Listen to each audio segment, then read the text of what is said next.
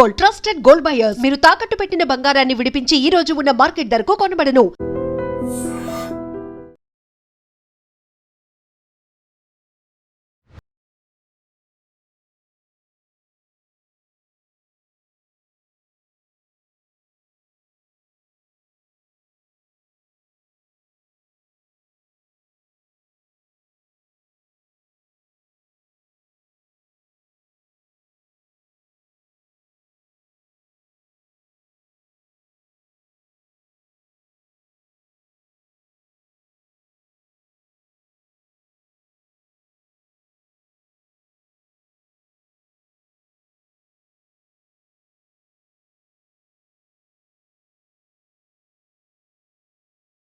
ఉన్న శ్రీశైలం ముస్తాబైంది.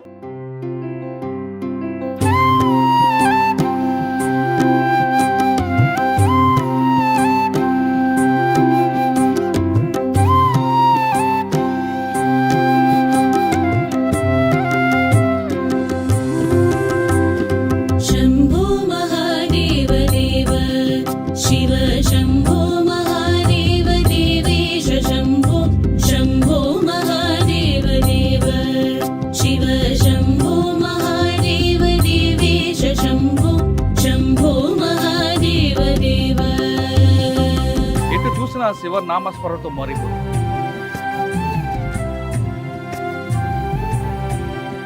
మహాశివరాత్రికి దాదాపు 3 రోజుల ముందు నుంచే భక్తులు రావడం, ట్రాఫిక్ వస్తుంటారు. చాలా మంది నామస్మరణతో కొంతమంది వస్తుంటారు మాలతో.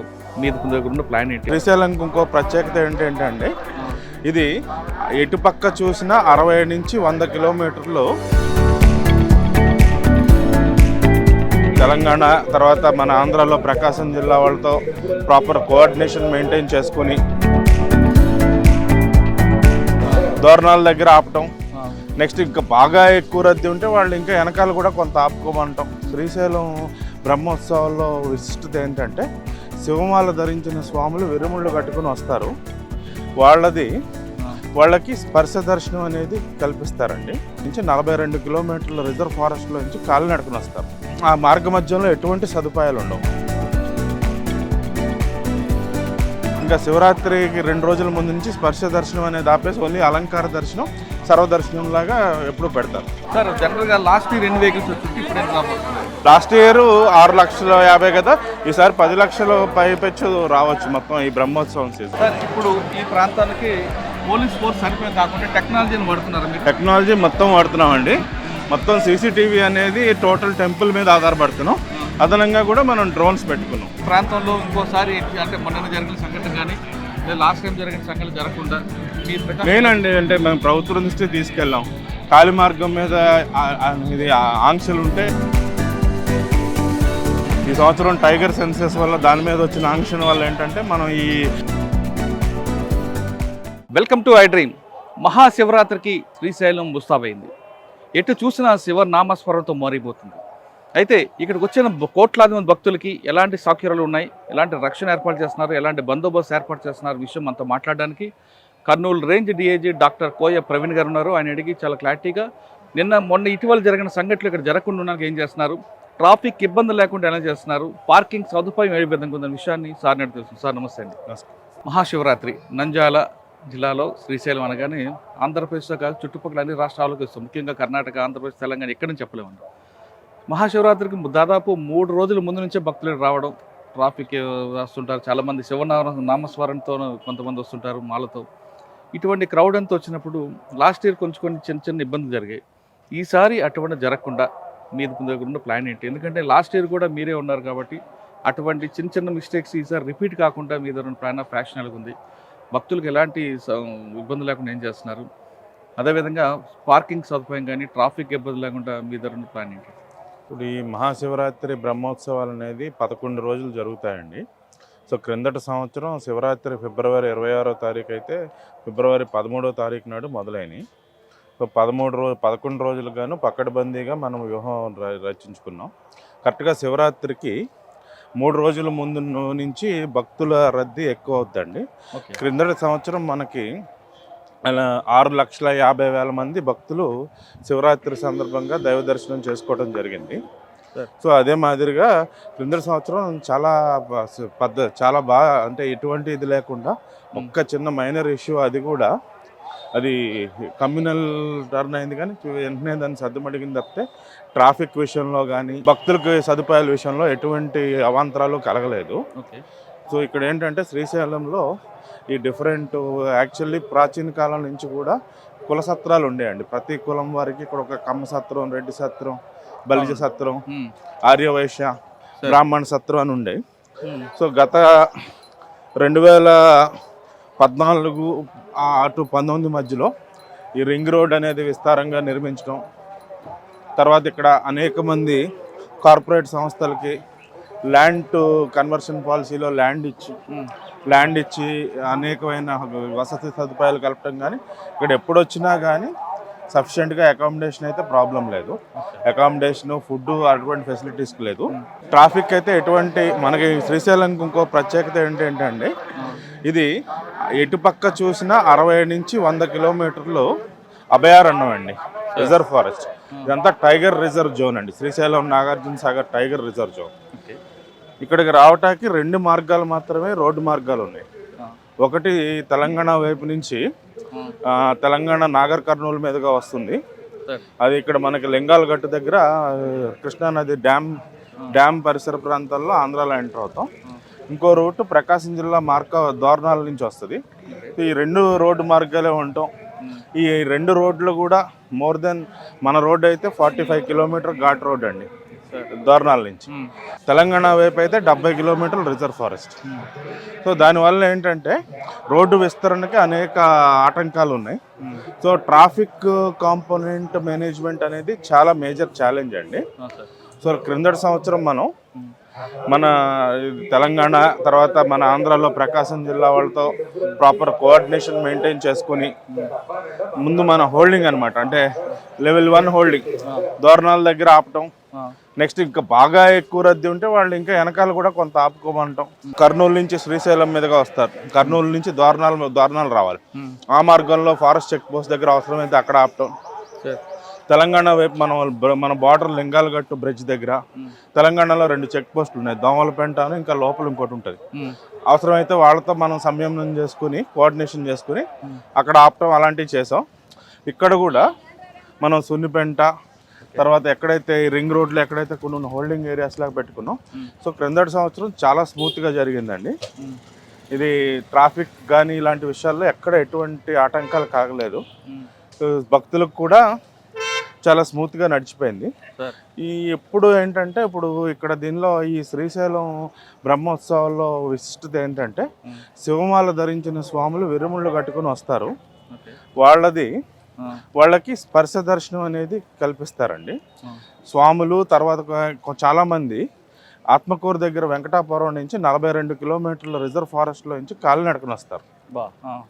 సో వాళ్ళకి ఏంటంటే వాళ్ళు ఆ మార్గ మధ్యంలో ఎటువంటి సదుపాయాలు ఉండవు. సో విపరీతమైన అలసటతో వస్తారు, ఆకలి అలసట. సో శివస్వాములందరికీ కూడా ఖచ్చితంగా స్పర్శ దర్శనం అనేది శివరాత్రికి 2 రోజుల ముందు వరకు, బ్రహ్మోత్సవం మొదలైన నాటి నుంచి శివరాత్రికి 2 రోజుల ముందు వరకు స్పర్శ దర్శనం సదుపాయం ఉంటుంది. ఇంకా శివరాత్రికి 2 రోజుల ముందు నుంచి స్పర్శ దర్శనం అనేది ఆపేసి ఓన్లీ అలంకార దర్శనం, సర్వదర్శనం లాగా ఎప్పుడు పెడతారు. సో క్రిందటి సంవత్సరం అయితే మీరు మొదట్లో అన్నట్టు చిన్నవి జరిగాయి అన్నది, కానీ క్రిందటి సంవత్సరం ఒక్క ఇష్యూవే జరిగిందండి. ఒక శివస్వామి మైనారిటీ సమాజానికి చెందిన వ్యక్తి యొక్క చెప్పుల షాప్లో ఏదో చేస్తుండగా వారి భార్యకి నువ్వు పొరపాటును చేయదగితే నువ్వు కావాలని తాకేవని అక్కడ జరిగితే శివస్వాములు అతను కొద్దిగా గలాటా చేయడం జరిగింది. అది పెద్ద ఇష్యూ కాదు, వెంటనే సర్దుమడిగింది. గతంలో కూడా 2-3 సార్లు ఈ స్వాములు ఏంటంటే విపరీతమైన కాలినడకన వచ్చిన వాళ్ళకి మార్గ మధ్యలో దొరకటం, అలసట దీక్షలో ఉండటం వల్ల ఏంటంటే వాళ్ళకి తక్షణం అయిపోవాలి, వాళ్ళకి ఫస్ట్ ప్రయారిటీ మీద చేయాలన్నమాట.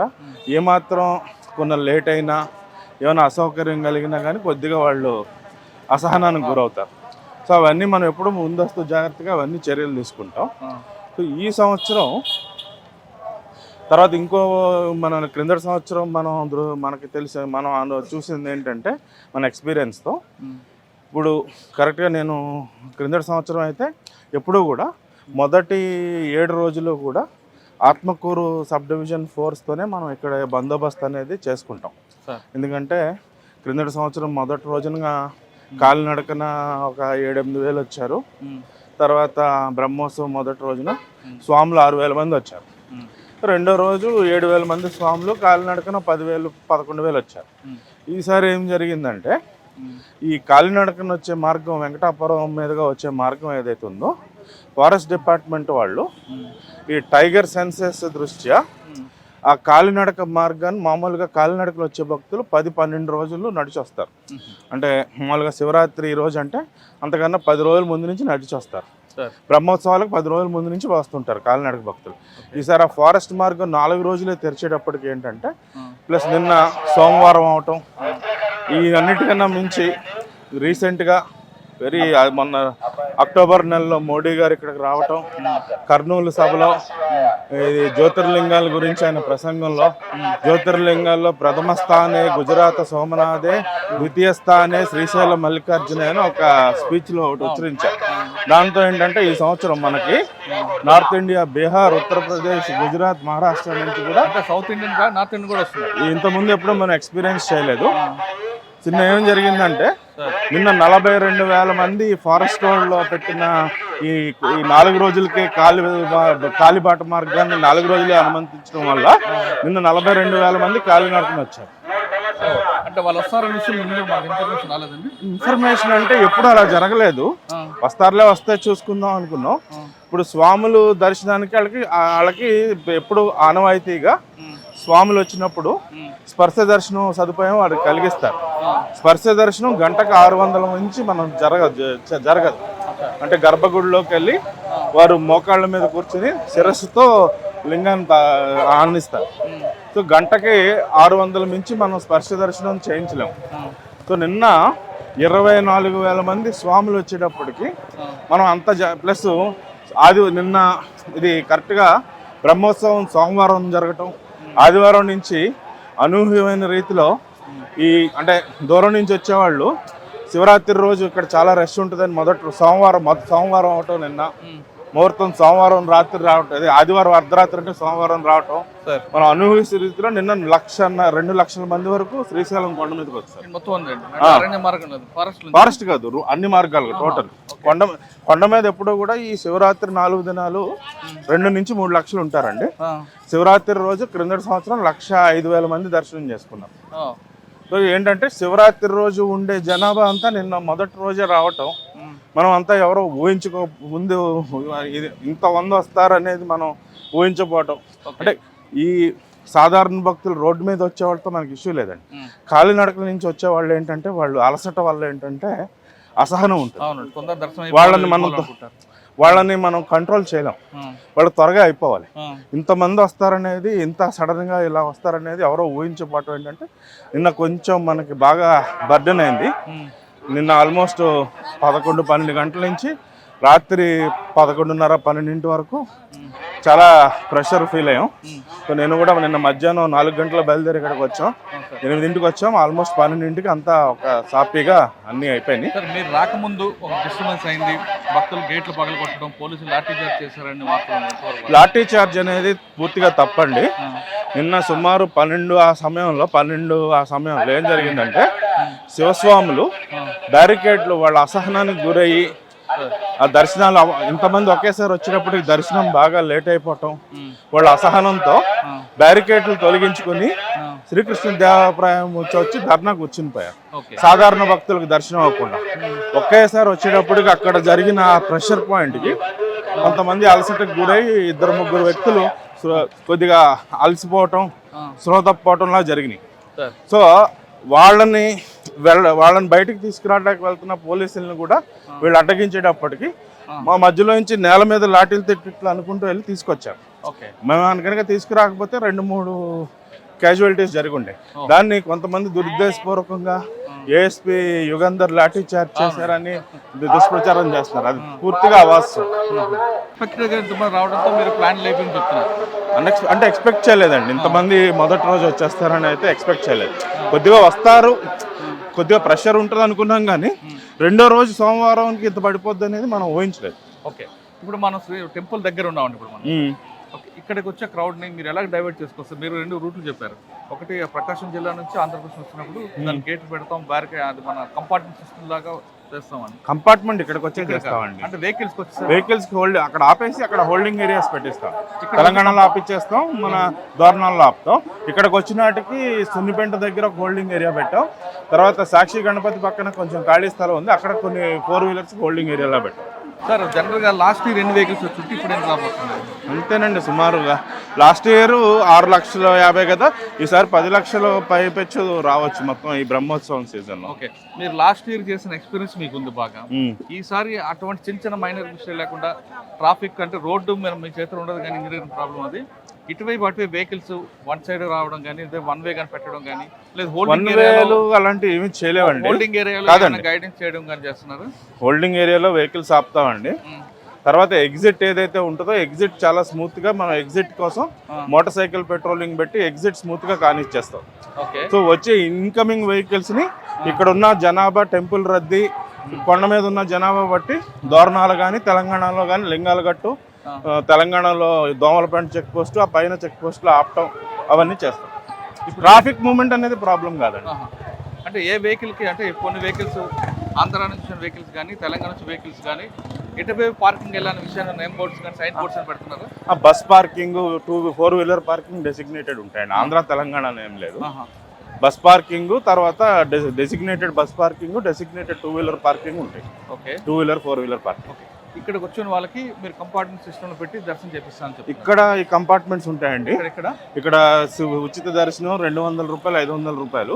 సో అలంకార దర్శనం స్టార్ట్ అయిన కాడి నుంచి మొత్తం అంతా ఒకటే దర్శనం ఉంటుంది. అంటే ఉచిత దర్శనానికి ఇక్కడ వెళ్ళొచ్చు. ఇది ఈ 3 ఉంటాయండి, ఏదేదో కరెక్ట్ నాకు ఐడియా లేదు. ఫ్రీ దర్శనం అండి. తర్వాత 200 టికెట్ ఉంటుంది, తర్వాత 500 టికెట్ ఉంటుంది. ఇది ఒకటి, ఇది 200 టికెట్, అటువైపు 500 టికెట్ ఉంటుంది. సో వాళ్ళకి కంపార్ట్మెంట్స్ ఉంటాయి. కంపార్ట్మెంట్ సిస్టమ్ లో ప్లస్ శివస్వాములకి ప్రత్యేకంగా ఇంకో మండపం ఉంటుంది, ఒక కళ్యాణ మండపం ఉంటుంది. ఏం కళ్యాణ మండపం అది? శివస్వాములు చంద్రవతి కళ్యాణ మండపం ఉంటుంది శివస్వాములకి. వాళ్ళు వచ్చిన వాళ్ళందరూ కూడా అక్కడి నుంచి వాళ్ళకి ఉచిత దర్శనం, స్పర్శ దర్శనానికి వాళ్ళకి రిజిస్ట్రేషన్ లాగా. ఇప్పుడు ఎవరు వచ్చినా కానీ శివస్వాములు చంద్రవంక కళ్యాణ మండపం నుంచే రావాల్సి ఉంటుంది అన్నమాట. సో ఈసారి మనం ఏంటంటే కాలినడకన వచ్చే భక్తుల కోసం శివాజీ స్ఫూర్తి కేంద్రం వద్ద 2 ఎకరాల స్థలం ఉంది. అక్కడ అదనంగా వాళ్ళకి హోల్డింగ్ ఏరియా పెట్టాం. అంటే అంత మనం ఊహించిన దానికన్నా ఎక్కువ రావటం. ఇక్కడ ఫెసిలిటీస్ అదే మనం ఇక్కడ ఇంత టెంపుల్ కూడా లిమిటెడ్ ఫెసిలిటీస్. మామూలుగా అయితే గంటకి 2000 మంది వరకు మనం దర్శనం చేయించాం. స్వాములు 600 నుంచి చేయించినాం. సార్ ఇక్కడ అంటే మీరు మిగతా ఏర్పాటు చేస్తున్నారు. ఈ క్రౌడ్ లో కొంతమంది పిక్ పాకెట్స్ వస్తారు. అవన్నీ అందరికి పెద్దగా రిపోర్ట్ అవ్వండి, ఉంటే కానీ. అంటే ఇప్పుడు ఇంత సీసీ కెమెరాల మీద ఈజీ అండి డిటెక్షన్ కూడా. సీసీ కెమెరాలు అంతా ఎక్కడికక్కడ ఉంటాం, టెంపుల్లో రోడ్డు మీద ఉంటాం. శ్రీశైలం దేవస్థానం వాళ్ళకి అద్భుతమైన కమాండ్ కంట్రోల్ రూమ్ ఉంది. టెంపుల్ నుంచి ముఖద్వారం వరకు కూడా మొత్తం అన్ని పాయింట్స్ కవర్ అయి ఉన్నాయి. వీళ్ళు ఇప్పుడు 6 అవర్స్, ఈ క్రౌడ్ 6 అవర్స్ పడుతుంది. సార్ ఇది కాకుండా డ్రోన్స్ ఏం వాడుతున్నారు? మీ ఫోర్స్ ఎంతమంది పెట్టారు? టెంపుల్ వాడతామండి. మన ఇక్కడ ట్రాఫిక్ వాడతాం. టెంపుల్ అవుటర్ కాంపౌండ్ లో డ్రోన్స్ కూడా అవసరమైతే వాడతాం. ఇంతకుముందు ఆత్మకూరు సబ్ డివిజన్ కాకుండా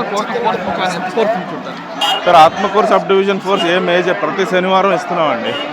మనం అనూహ్యంగా ఈ గత సంవత్సర కాలంలో ఇంతకుముందు ఎప్పుడు 10,000 మంది నుంచి ఎప్పుడూ వీకెండ్ వచ్చేవారు కాదు. ఇప్పుడు వీకెండ్ క్రౌడే 25,000, 30,000 మంది వస్తున్నారు. సో జనంలో భక్తిభావం అనేది బాగా పెరిగి దేవాలయ సందర్శనం అనేది ఎక్కువైంది. జనంలో భక్తిభావం పెరిగింది. అదేవిధంగా మోడీ గారు చెప్పడంతో వాళ్ళకి ఎక్కువ పెరిగినట్టుంది. అదే మోడీ గారు శ్రీశైలం వచ్చి కర్నూలులో దీని గురించి విశిష్టంగా మాట్లాడటం వల్ల దేశ నలుమూల నుంచి ఇక్కడ రావటం అనేది మనం చూస్తున్నాం ఈ సంవత్సరం. సార్ ఇప్పుడు ఈ ప్రాంతానికి పోలీస్ ఫోర్స్ సరిపోయి కాకుండా టెక్నాలజీని వాడుతున్నారు మీరు? టెక్నాలజీ మొత్తం వాడుతున్నామండి.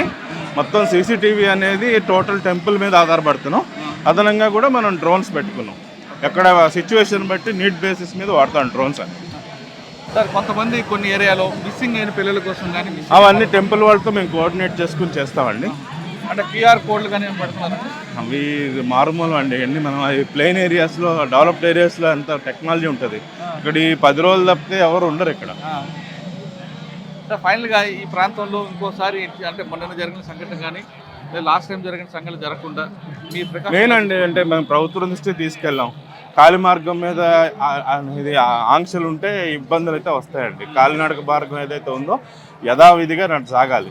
ఈ సంవత్సరం టైగర్ సెన్సెస్ వల్ల దాని మీద వచ్చిన ఆంక్షల వల్ల ఏంటంటే మనం నిన్న జరిగిన ఇబ్బంది మనం ఎదుర్కోవాల్సి వచ్చింది. అంటే మీకు ఆల్రెడీ శ్రీశైలం బందోబస్తు 2 సార్లు ఎక్స్పీరియన్స్, ఇకపై జరగకుండా ఉండాలంటే గవర్నమెంట్కి ఇచ్చే అడ్వైజ్ ఏంటి? అదేనండి, కాలినడక మీద మనం ఎటువంటి పెట్టలేం. అదనంగా కొంత మరి ప్రభుత్వం కేంద్ర ప్రభుత్వంతో మాట్లాడి ఫారెస్ట్ క్లియరెన్స్ తీసుకొచ్చి రోడ్ ఎక్స్పాన్షన్ చేయాలండి. అట్లీస్ట్ 10 మీటర్ రోడ్కైనా తీసుకువెళ్ళాలి. 4 లైన్ అంటే అవ్వదు, కానీ లేకపోతే మనకి ఇది ఈ ఉండే ఇబ్బంది ఉంటూనే ఉంటుంది. అంటే మనకి ఎక్కడా కూడా ఖాళీ స్థలం అనేది లేదండి, మొత్తం రిజర్వ్ ఫారెస్ట్. మనం ఎటువంటి చెట్లు కొట్టి అదనంగా ఏం చేయలేము. అంటే ఇకపై మీ వైపు కాకుండా గవర్నమెంట్ వైపు నుంచి గవర్నమెంట్ ఆల్రెడీ దీనికి ఒక క్యాబినెట్ సబ్ కమిటీ వేసింది. Deputy CM and forest minister గారి నేతృత్వంలో గ్రూప్ ఆఫ్ మినిస్టర్స్ ఒక కమిటీ వేసింది. ఇక్కడ ఏవైతే ఇష్యూస్ ఉన్నాయో land related issues between endowment and forest దాన్ని అండ్ ఇరిగేషన్ ముగ్గురికి మధ్య ఉన్న ఇష్యూల్ని రిజాల్వ్ చేయడానికి క్యాబినెట్ సబ్ కమిటీ వేశారండి. వాళ్ళు తీసుకుంటారు నిర్ణయం. అండ్ మెయిన్ రోడ్ ఎక్స్పాన్షన్ అయితే కంపల్సరీ చేయాల్సిందేనండి. ట్రాఫిక్ వేరే సొల్యూషన్ అయితే లేదు. ప్లాన్ ఆఫ్ యాక్షన్ చేసుకున్నారు, లాస్ట్ ఇయర్ ఎక్స్పెన్స్ పెట్టుకొని చేసుకున్నారు. ఇంకా ఏమైనా జరగకుండా అడిషనల్ ఫోర్స్ అని పెట్టుకొని ఫోర్స్ అనేది ఇష్యూ కాదండి. మనకి ఇక్కడ ఉండేది geography is the deciding factor here. Force అనేది లిమిటెడ్. ఫోర్స్ అనేది టెంపుల్ చిన్న కాంపౌండ్. సో టెంపుల్లో గంటకు 2000 మంది మించి దర్శనం చేయించలేం, 600 మంది మించి స్పర్శ దర్శనం చేయలేం. సో దానికి తగ్గట్టు సో యావరేజ్గా 6 నుంచి 8 గంటల మించి వెయిట్ చేయించడం కరెక్ట్ కాదు. ఆ విధంగా ముందే మనం 2-3 హోల్డింగ్ ఏరియాలు పెట్టాం, లేకపోతే వచ్చే భక్తుల్ని మార్గ మధ్యలో ఆపుకోవడం చేయాలి తప్పితే వేరే ఇక్కడ ఫెసిలిటీస్ లేదు, ఆస్కారం లేదు. 11 రోజుల్లో ఏ రోజు ఎక్కువగా మీకు టెన్షన్ ఉంటుంది? మామూలుగా అయితే శివరాత్రి 3 రోజుల నుంచి ముందు నుంచి మన మొత్తం 2000 మంది సిబ్బంది మేము పెడతామండి. శివరాత్రి 3 రోజుల ముందు నుంచి ఇది స్టార్ట్ అవుతుంది.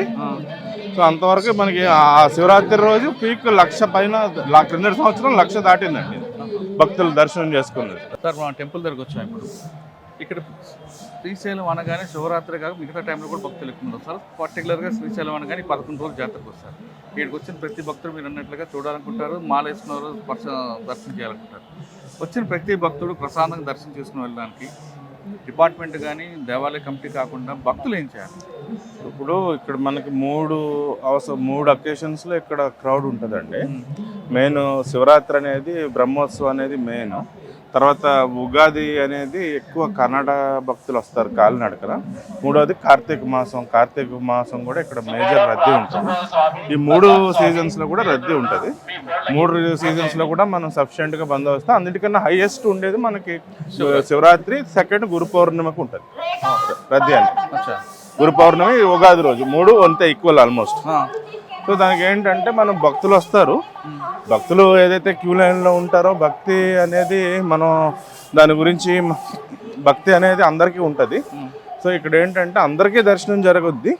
క్యూ లైన్లో ఉన్నవాళ్ళు కానీ దర్శనానికి వచ్చే భక్తులు ఎవరైతే ఉన్నారో పోలీసు మరియు దేవాలయం సిబ్బంది సూచనలు సలహాలు పాటిస్తే వాళ్ళకి స్మూత్గా ఎటువంటి ఆటంకం కలగకుండా ఒక గంట అటు ఇటు, గంట అటు ఇటు ఏమైనా కానీ దర్శనం అయితే స్మూత్గా జరిగిపోద్ది అనమాట. తొందరపడటం, ముందుకు దూసుకెళ్ళటం, తొక్కి చేయటం అలాంటివి చేయకుండా సంయమనం పాటిస్తూ ఓపికగా ఉంటే అందరికీ దర్శనం ఏర్పాటు చేయటాక మేము ఇక్కడ విధులు నిర్వహిస్తాం. ఇది కాక కొంతమంది డిస్టర్బెన్స్ చేయాలని కొంతమంది వస్తుంటారు. అటువంటి వాళ్ళ పట్ల మీ యాక్షన్ అడుగుతారు? ఇది రేర్ అండి. ఎప్పుడైనా ఉంటే దాన్ని ఐడెంటిఫై చేస్తాం, దాన్ని చూసుకుని దాన్ని తగ్గట్టుగానే వ్యవహరిస్తాం. యాక్షన్ ఉంటుందా? ఉంటుంది, డెఫినెట్లీ ఉంటుంది.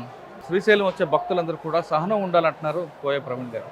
మీరందరూ రండి, ఖచ్చితంగా మీ అందరికీ దర్శనం చేయిస్తాం. మీకు ఎలాంటి అవాంఛనీయ సంఘటనలు కానీ ఎలాంటి ఇబ్బంది లేకుండా దేవాలయ కమిటీతో మేము కూడా సహకరించి పనిచేస్తాం. కానీ వచ్చిన భక్తులకి సహనం ఉండాలి, ఓర్పు ఉండాలి. దేవాలయ కమిటీతో పాటు పోలీసులు చెప్పిన సూచనలు పాటించండి. మీకు సమయం మీకున్న అనుకున్నట్లుగానే దర్శనం కూడా అవుతుందంటూ చెప్తున్నారు. అంతేగాని తోపులాట రకరకాలుగా చేసుకుంటే దర్శనం కాదు కదా, మరిన్ని ఇబ్బందులు ఎదుర్కొనే అవకాశం ఉంటుంది. కాబట్టి మీరందరూ ప్రశాంతంగా వచ్చి దర్శనం చేసుకున్నట్టు కోయ ప్రవీణ్ గారు చెప్తున్నారు. ఇది శ్రీశైలం బందోబస్తుపై కోయ ప్రవీణ్ గారితో ఎక్స్ప్లెయిన్ చేశారు. వచ్చే ఇష్యూలో మళ్ళీ కలుద్దాం. అంతవరకు నమస్తే, థ్యాంక్ యూ.